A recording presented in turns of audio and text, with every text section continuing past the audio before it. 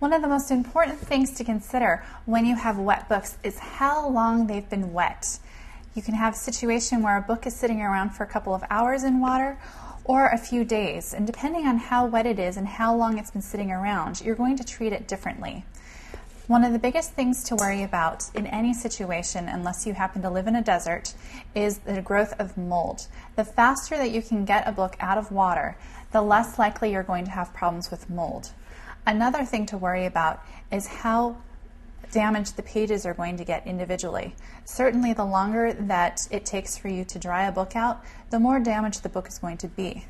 So what happens if you have an entire bookcase or even just a dozen or two books which you can't get to immediately?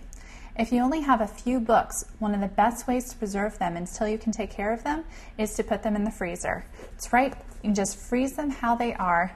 You want to lay them flat in the freezer.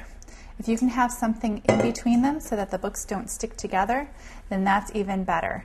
If you have a few books, you can just stack them in the freezer, one on top of each other, just like this.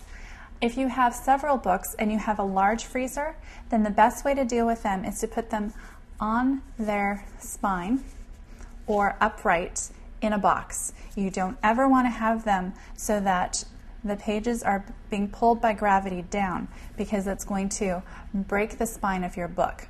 So if you have a large box and you have the storage space for it, you can stick them all in the freezer and then deal with the books individually as you have time.